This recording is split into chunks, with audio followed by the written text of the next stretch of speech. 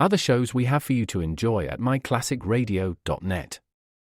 The Avengers was most certainly not a household name in South Africa prior to the radio series.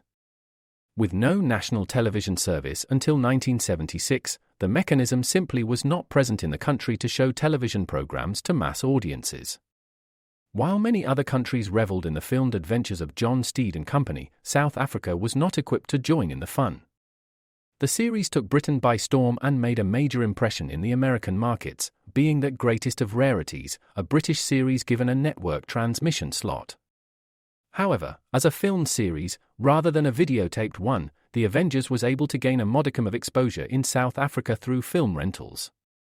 Come and listen at myclassicradio.net.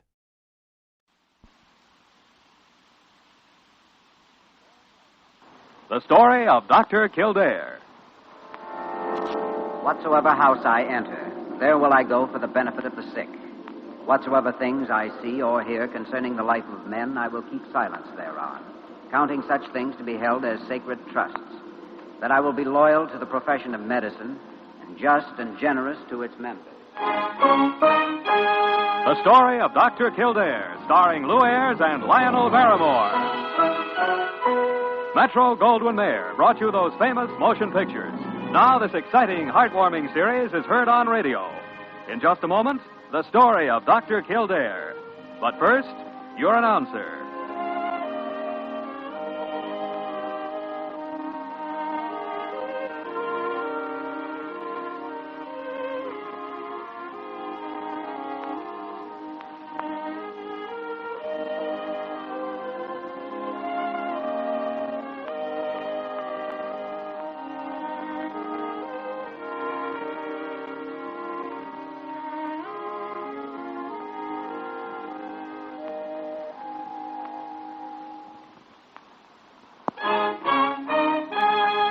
Now, the story of Dr. Kildare, starring Lou Ayres as Dr. Kildare and Lionel Barrymore as Dr. Gillespie.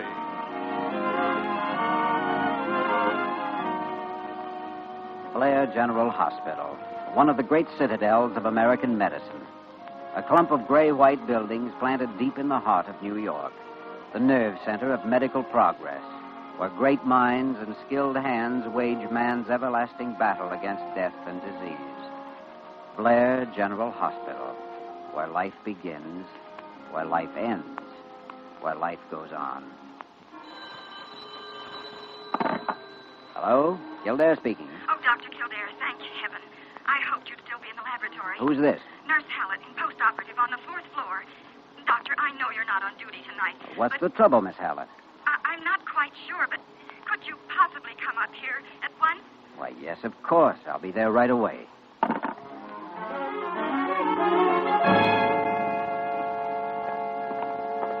I just happened to go in the room, Doctor.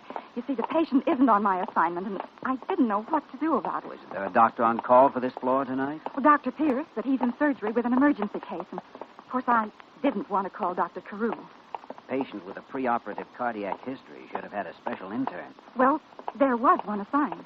Who? Dr. Lane. Lane, huh? Where is he? I don't know, Doctor. I couldn't find him. Here we are. Couldn't find him. Did you call the intern's dormitory? Well, yes. Well, they said he went out earlier. Went out? Come on, let's go in.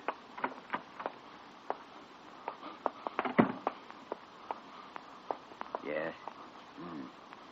Pulse rapid and weak. All right, Miss Hallett, bring an intravenous tray, standard strophanthin in 5 cc normal. Very well, Doctor. I may need some oxygen. Call the basement and have an inhalator sent up here. Yes, Doctor. And nurse, hurry.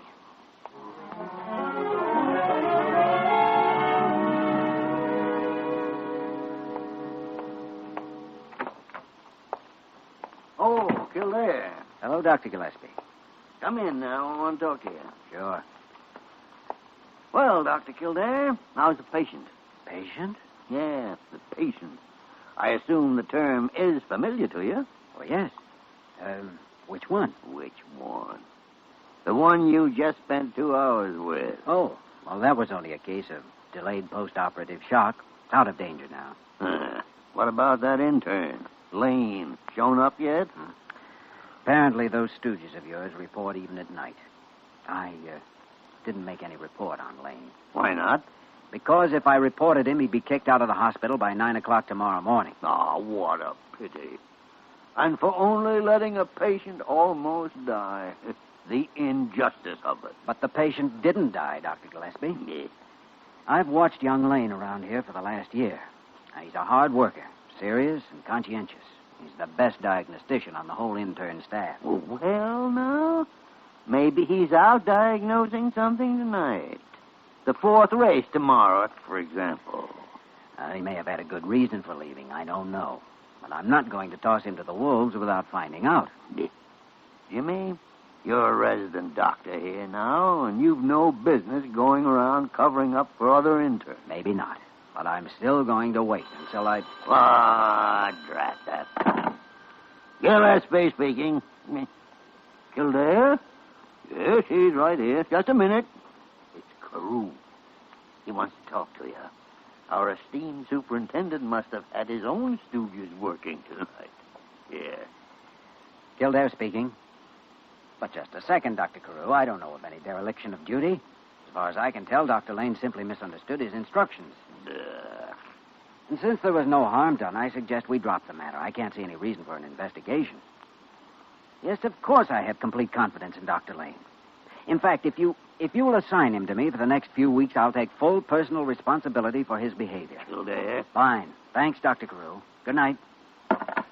Personal responsibility. It's a fine spot you put me on. I'm personally responsible for you. You ever consider that? Dr. Gillespie, a man I have a lot of respect for used to say, when you believe you're doing the right thing, then go ahead and do it, no matter what it costs. And I agree with that. Ah, sentimental twaddle. Any man that told you that was a nincompoop. And you ought to know. You were the man. Good night, Dr. Gillespie.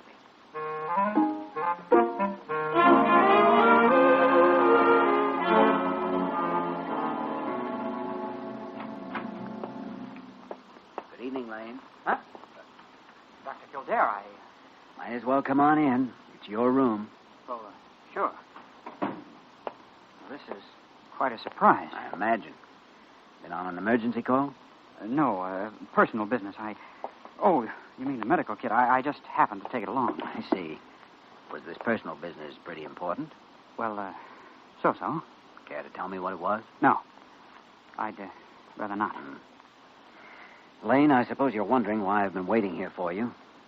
Well, I guess maybe you found out I was supposed to be on special assignment tonight. That and the fact your patient in 417 came pretty close to dying. But I was sure he was out of danger. Not sure enough. The worst thing is Carew found out about it. Oh. All right, I'll start packing up my things. No, sit down. Maybe we can work it out. You can start by telling me why you left here tonight. I can't answer that, Dr. Kildare. I told Carew I'd stand personally responsible for your actions. Why did you have to do that? Nobody asked you to. I've never asked anybody for help around here, and I'm not starting now. We'll get by some way, and if we... I'll work things out my own way. You said we. Who's we? I have nothing more to say. You're carrying pride too far, Lane. It's only making it tough for both of us. I'm sorry. I've already told you I left here tonight for personal reasons, and that's all there is to it. That's not all there is to it. On the day a man walks out of medical school and starts internship, his personal business, right then and for the rest of his life, takes a back seat to his profession. If he's not willing to accept that, he hasn't any business going into medicine, and you know it. You believe it as much as I do, or at least you did. Now, what's come over you? I'm sorry, Dr. Kildare. I have nothing to say. All right, Lane. Report to me at the lab in the morning. You mean I've still got my job here? Sure, why not? I told you I'd covered for you with Carew. That's late. Better get some sleep. I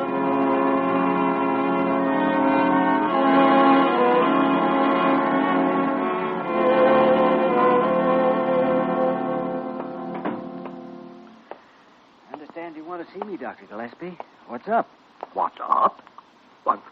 Can't I ask a man to drop in here for a friendly visit without having a motive behind it? Oh, sure. Well, however, as long as you are here, there does happen to be, Parker, get away from that keyhole. Well, I wasn't even near the keyhole. Look at her. Pops out just like a jack-in-the-box. Oh, you... Big ears. Oh, someday Oh. Sit down, Jimmy. Sit down. Thanks. Now, what's on your mind? Oh, just wondering how soon you'll get to the point. Point? Well, all right. I want to know about that protege of yours, Lane. Wasn't that his name? No complaints. He's stuck right on the job all week. Uh-huh. Find out why he left that night, Jimmy? No, and I wish I could. Something's pushed that kid right to the breaking point, and I don't know what it is. He can't get past that independent pride of his. I just don't know. Yeah, another victim of the invisible diseases. Oh? Fear, worry, frustration, doubt. They take more lives than cancer and heart trouble put together. Invisible diseases. Jimmy, you made a big mistake when you stopped Carew firing Lane. You don't throw a man out of the hospital because he has a disease. You do when he's a doctor. At least until he's over it. If Lane were suspended, he'd never get another chance, and you know that. Good thing. Saved a lot of trouble. Kildare, have you been doing any spectroscopic work in your lab lately? Well, no, of course not. Planning to? Oh, why? Well, I have a requisition here from the instrument storeroom. Ordinarily, I sign these things as a matter of routine. But I happen to take particular notice of this one. Why so? It's for a Type C analytical spectroscope. A delicate instrument they don't have a call for once in 6 months. Highly portable and worth about $800. Still don't see what you're driving at. Hmm? Just this.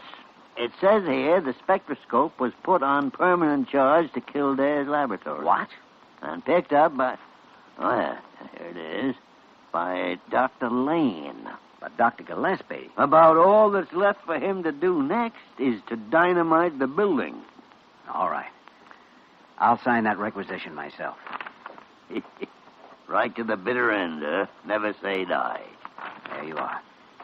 Well, what now, Don Quixote Kildare? I guess we better go have a talk with Lane.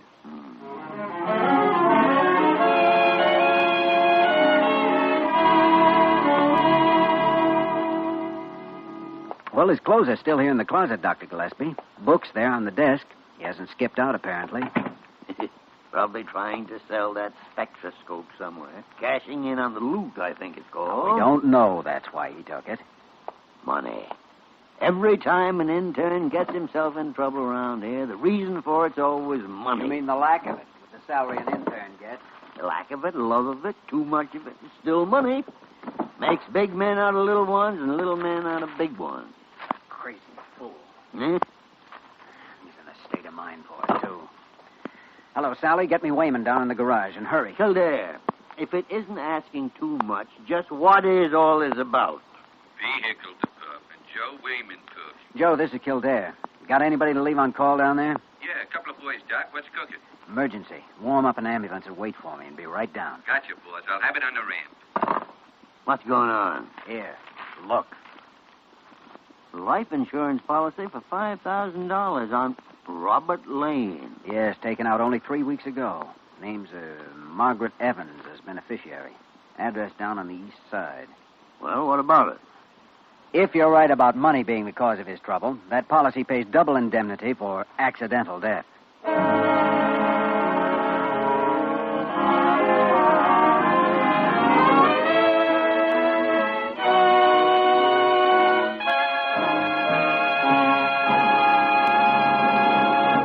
The story of Dr. Kildare will continue in just a moment.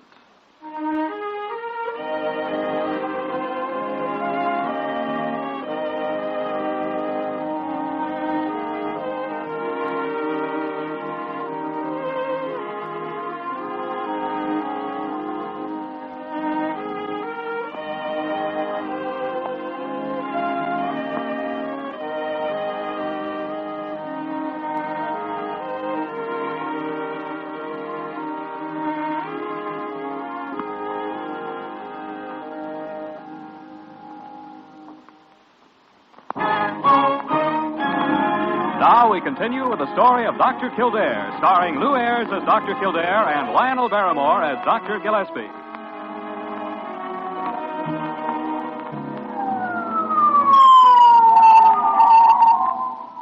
It's your place, boss. The address on the policy was 3819. Come on, Joe. 3819. Evans. Evans? Hey, you know something? Know what? This is the place Jackson come on a call about 2 hours ago, and he bring back a dame named Evans. A maternity case. What? You know, she's going to have a baby. Thanks, Joe. Look, are you sure of that? Who was her doctor? Dr. Long. She called him, and he give us the order. Is this dame a friend of yours, then? No, or a friend of a friend. Yeah. Apartment D. Must be near the back. Kind of a crummy-looking dump. Well, here we are. Well, who you want to see, her husband? Yes, her husband. He must be out. Hey. It was. The door ain't locked. Oh, all right, let's go in. Find the light, Joe. Yes.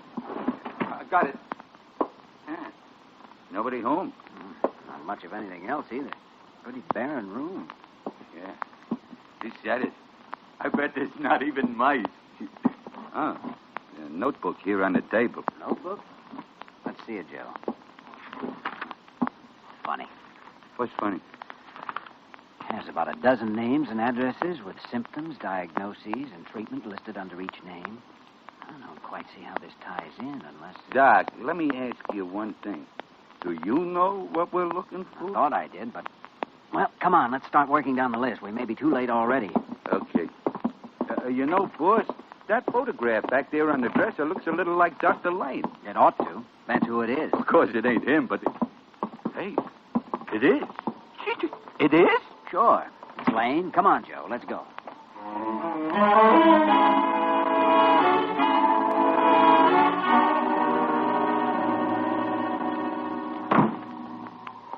Wait here, Joe. Be right back. This better be it, Doc. We only got 2 more names left on that list you found.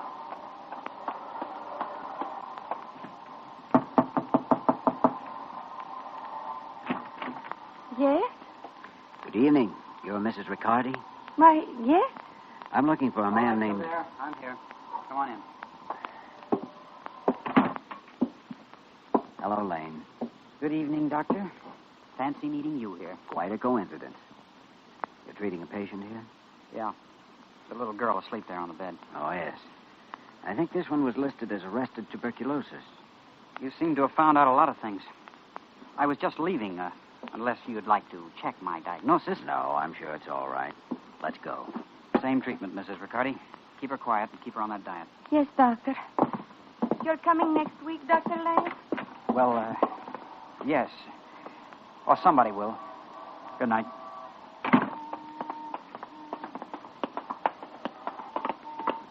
Let's stop here a second. How long have you been practicing illegal medicine down here, Lane?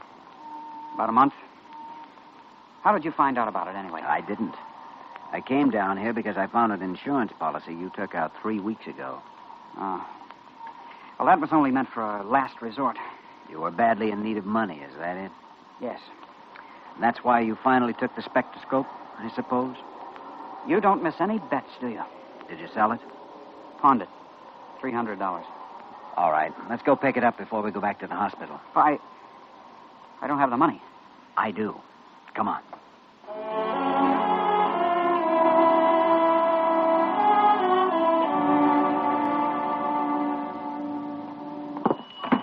Good evening, gents. Something I can do for you?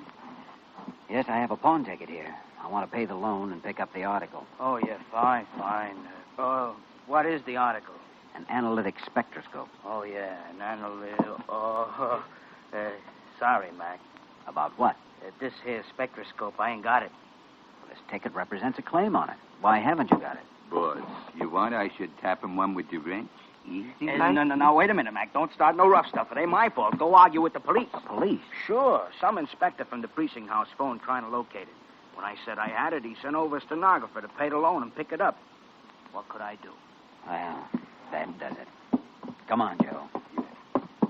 Boss, Maybe I should tap him once to see if he's telling the truth. Forget it, Joe. I can't understand how the news got out so fast. Everybody always finds out everything in that hospital. What happened, Dr. Kildare? Didn't you get it? Sorry, Lane. The police have already picked it up. The police? Well, thanks for trying anyway. I'd hoped we could work out this part of it at least before I told you about Margaret. Margaret? What about her? She's at the hospital. Been there since around 7 o'clock. I knew the time was getting close. Look, we got to get back there right away. All right, let's go. For the time being, Lane, forget about this other. You'll have enough to worry about your wife. My wife? She's not my wife. No? You mean you two ain't married? Of course not. Margaret's my sister. Come on, Wayman, hit that siren.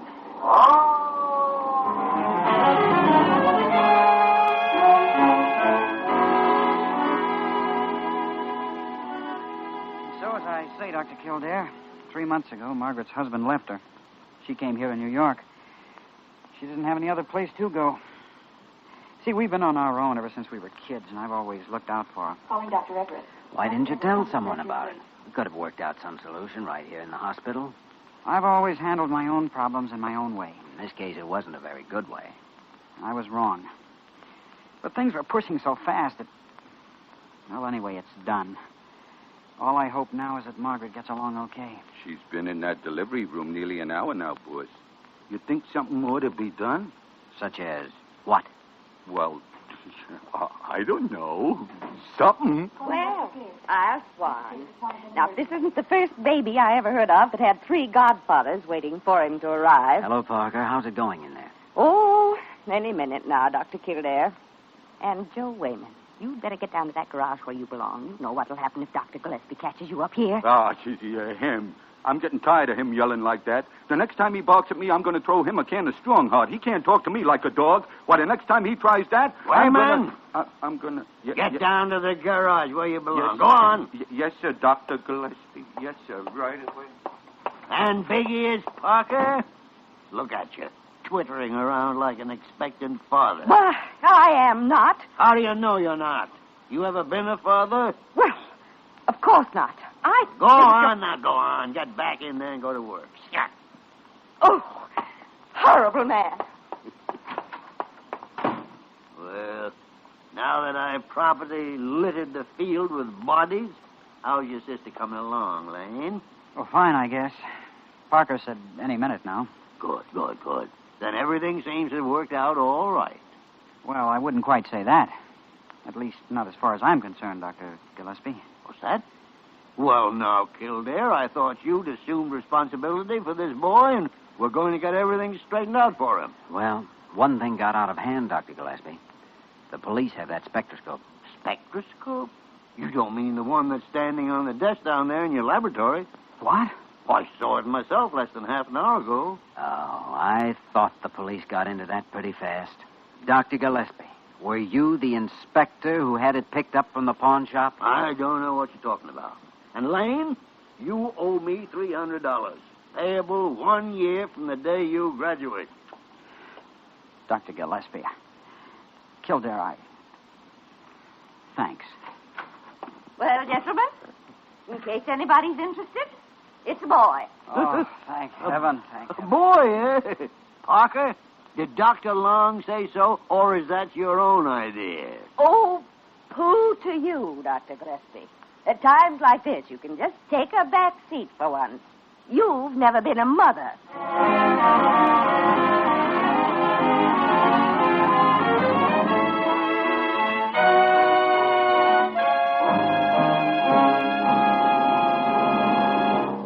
In just a moment, we will return to the story of Dr. Kildare.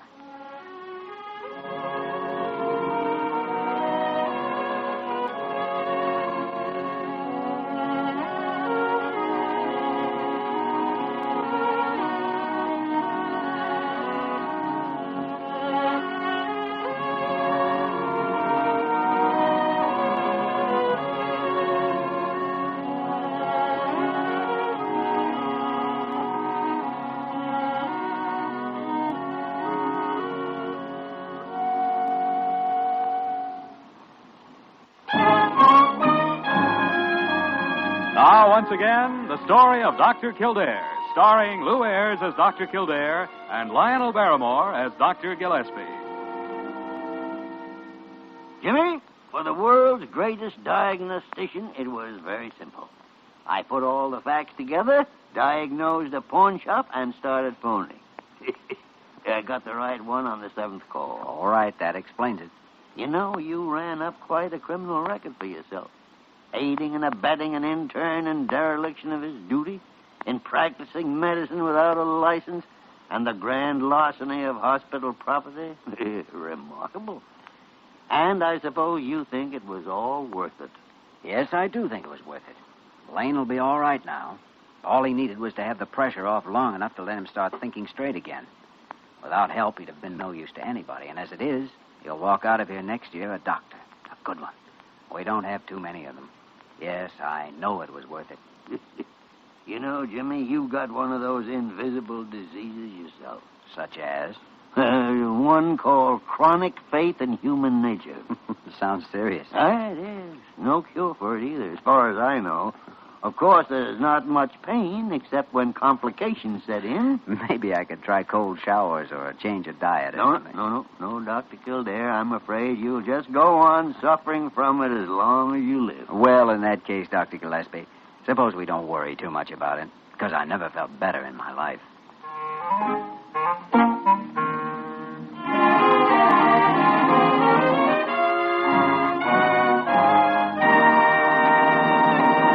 You have just heard the story of Dr. Kildare, starring Lou Ayres and Lionel Barrymore. Dr. Kildare is presented by arrangement with Metro-Goldwyn-Mayer, producers of East Side, West Side, starring Barbara Stanwyck, James Mason, Van Heflin, and Ava Gardner. The program was written by Les Crutchfield and directed by William P. Russo.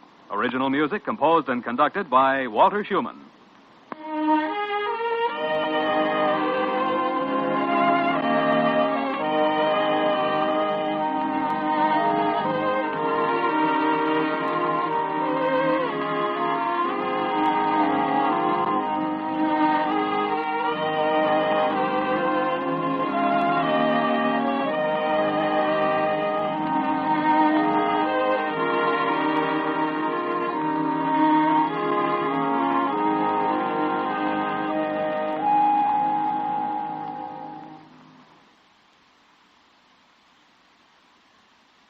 If you're struggling with alcohol or drugs, Recovery Centers of America can help. The holidays are over, the new year is here, and the time to act is now. Expert private care at Recovery Centers of America will get you on the road to recovery today. At our award-winning and fully accredited treatment centers on the Eastern Shore and in Southern Maryland, you will be treated with compassion, dignity, and respect by our dedicated team of professionals. You will also benefit from specialized programs, 24-hour medical care, and the comfort of our outstanding facilities. Let us help you. We will answer your call 24/7 and can get you into treatment as soon as today. If outpatient care is right for you, you can receive a same-day assessment and attend therapy in person or virtually. And because we accept most private insurance plans, you get premium care without the premium price. Don't wait. Start your new year. Start your new life today. Call 1-888-RECOVERY now. That's 1-888-RECOVERY.